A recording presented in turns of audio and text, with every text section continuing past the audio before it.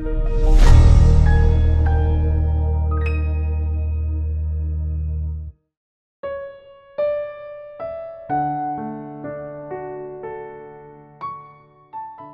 berdoa. Kasih karunia bagi kamu sekalian dan damai sejahtera dari Bapa di surga dan dari anaknya Yesus Kristus Tuhan kita. Amin.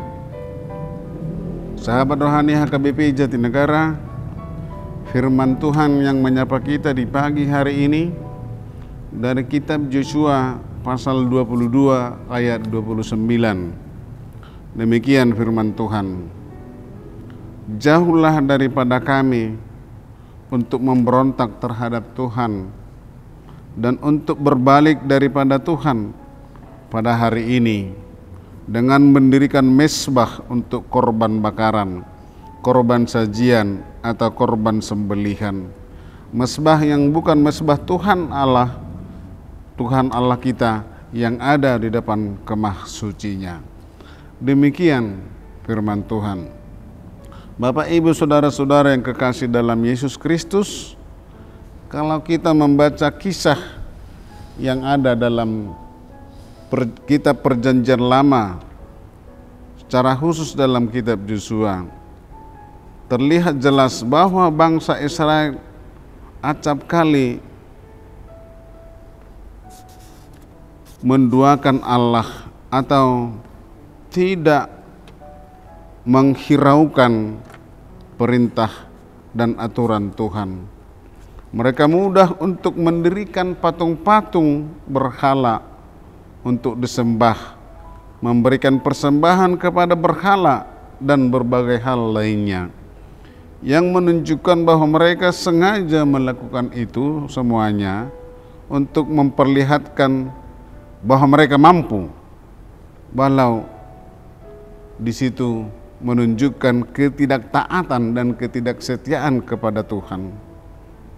Tetapi setiap kali mereka mendua dari Allah atau mengingkari perintah Tuhan, kemudian Allah murka, Allah marah besar dan memperlihatkan kuasanya kepada mereka dengan mengizinkan mereka menderita dan ditindas oleh bangsa lain. Ingat misalnya bagaimana bangsa itu terbuang ke Babel. Lalu hal yang dahsyatnya adalah kemarahan Allah terhadap bangsa itu tidak kekal, artinya hanya sementara. Kemurkaannya dan pembiaran terhadap bangsa Israel tidak berlangsung lama, karena Allah penuh kasih. Allah sangat iba, sangat merasa kasihan kepada umat Israel. Jemaat yang dikasihi Tuhan, kita juga sebagai orang Kristen tidak bisa serta-merta menjadi suci dan kudus dengan tidak melakukan kesalahan setiap harinya. Karena bagaimanapun sebagai manusia biasa, kita pernah melakukan tindakan-tindakan kesalahan. Kita sudah terikat dan terbelenggu oleh dosa, sehingga sering tergelincir untuk melakukan dosa secara tidak sengaja. Kita tidak memiliki kuasa untuk melepaskan diri kita sendiri dari ikatan dosa itu. Hanya pengampunan melalui darah penebusan Yesus Kristus di kayu salib, maka kita boleh diampuni. Terlebih selama kita hidup di dunia ini, hanya pengampunan melalui curahan darah Yesus Kristus di Golgota kita diampuni. Namun saudara-saudara yang kekasih, walaupun demikian kita masih rentan untuk melakukan dosa karena banyaknya tantangan dan godaan yang selalu menghantui, yang selalu mengintai kita. Ternyata turut juga merasakan kuasa kesetiaan Allah yang mengingkari kesetiaan kepada Tuhan dalam mengasihi orang-orang percaya kepadanya. Oleh karena itu kita dikasihinya, kasihnya itu tidak terbatas.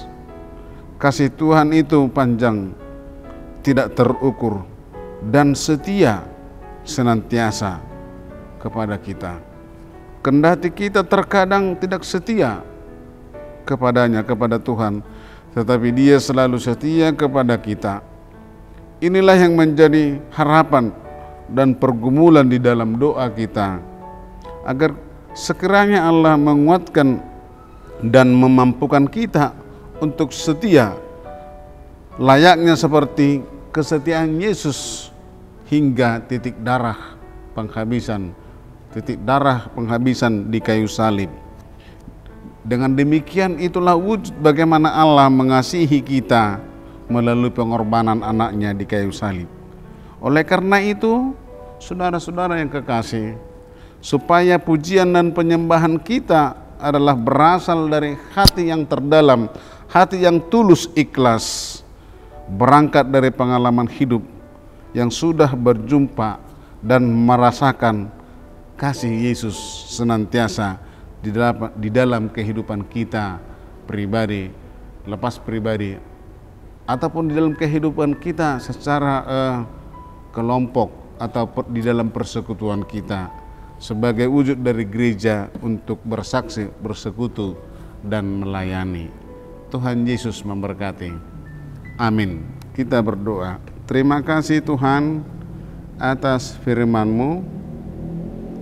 Seringkali kami di dalam perjalanan hidup ini, kami tidak sadari bahwa perlakuan dan perbuatan kami sebenarnya kami sudah memberontak di jalan Tuhan. Tetapi Tuhan selalu menunggu kami hanya untuk berbalik arah kepadamu. Terima kasih Tuhan.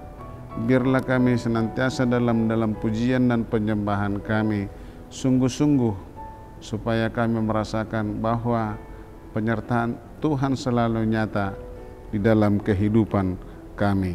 Terima kasih Tuhan, berkati seluruh jemaat-Mu yang boleh mendengarkan firman-Mu di pagi hari ini. Dalam Yesus Kristus kami berdoa. Amin.